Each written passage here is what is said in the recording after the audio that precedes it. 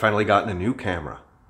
Grime in your face, grime for your dance, grime for your streets, grime for your yard, grime in the veins, that means man can't starve, grime to the end, and me not laugh. So the media were talking, won't be long till they call off, me there from morning, you never see me walk off, everybody dead from the war, start warm up, me dog them there, and anybody figure bark up, come in and take talk, make Babylon park up, they weren't here, for the struggle all start off, listen, this music culture, so me rise umbrella upon a vulture, me no want no pagan come round, and I stand up at the front, my seat like a soldier, but up play beat and red white body like yoga, anytime my dogs them walk over, from long time in and these stripes for the soda, bumper one smell the aroma, grime in your face, grime for your dance, grime from the streets, grime for your yard. It was not an easy decision to buy a new camera, but there were many types of shots that having a real camera would make 1,000 times easier, and there were some shots that were actually impossible to do without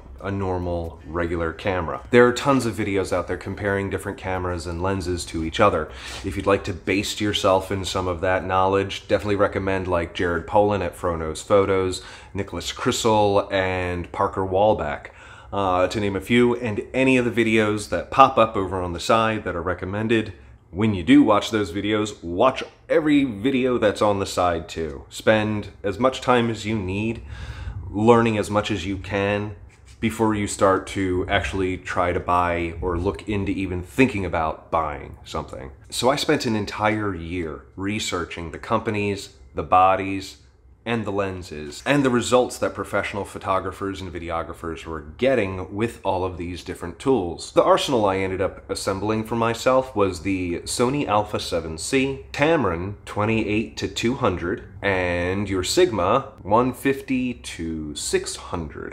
I figured that covered everything from very wide, so that goes from 28mm all the way to 600mm, which is way the frick out there. And then I got these three guys here, the SLR Magic series, 18mm, 35mm, and 75mm. But it's a cine lens that's fully manual, so there are no gears and automatic stuff inside. It's all manual. Having the SLR Magics gives me the opportunity to work with prime lenses as opposed to the two variable lenses.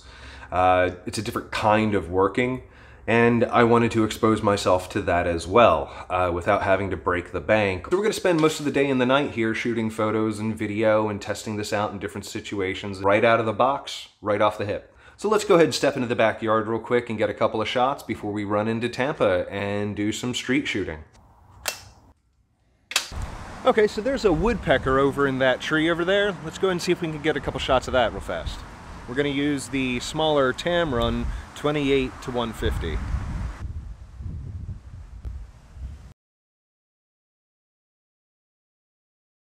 That is not bad at all.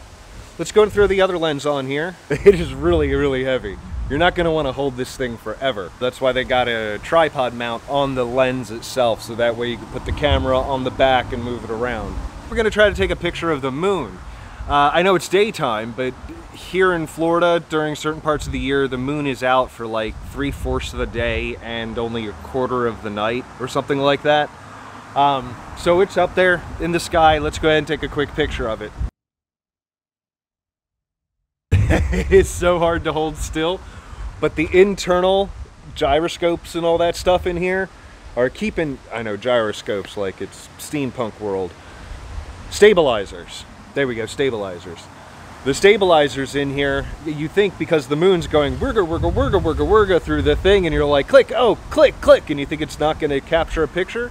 Take a look at this. It is stupid clear. All right. I'm officially impressed, and we gotta go up the street because I really want to see what's gonna happen with these frickin' lenses out there in the world. So let's roll. Actually, I'm gonna change my shirt real quick. White, traveling. I'm gonna get it filthy and ruined real fast. So I'm gonna go and change my clothes and we'll go. All right.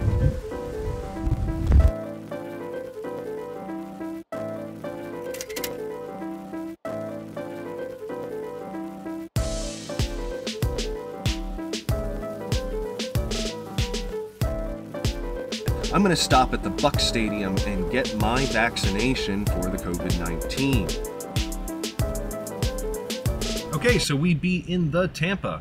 We're gonna go find a park or something around here, walk around, and set up somewhere so that way we can have some interesting things to look at other than like trees and flowers and things. We'll have some different scape to look at.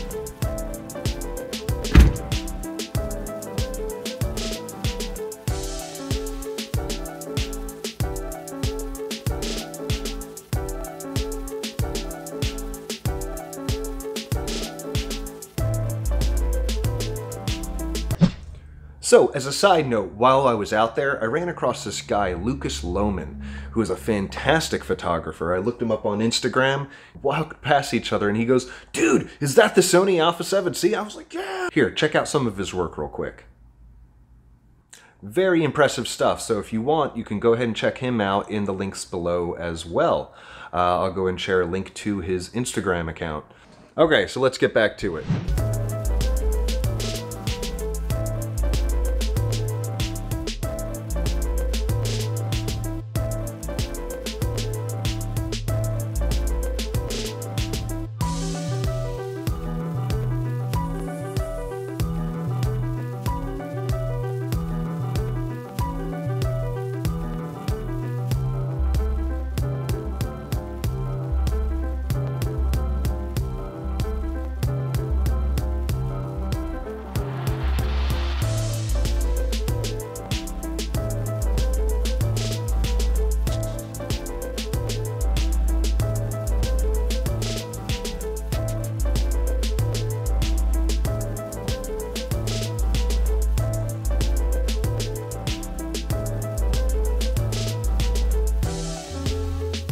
Okay, so it's finally nighttime. We're gonna go out in the world and take this 35mm with us and see if we can get some of those really slivery shots in the dark, dark, dark with no light, because that's what a fast lens is good at doing.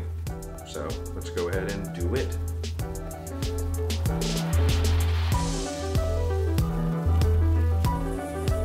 So I am officially impressed with how much easier and faster the A7C in tandem with these lenses allowed me to get the images I wanted to take. So I feel that I can practice the things that I've learned thus far with a better piece of gear. I hope the videos here at Kid Squid Studios look significantly better and better, and this new setup helps make it happen. Please go check out our social medias that are also pinned in the comments section. And like, subscribe, ring the bell, leave a comment down below, and we'll see you right back here at Kid Squid Studios where it all comes together, so please stay safe, keep creative.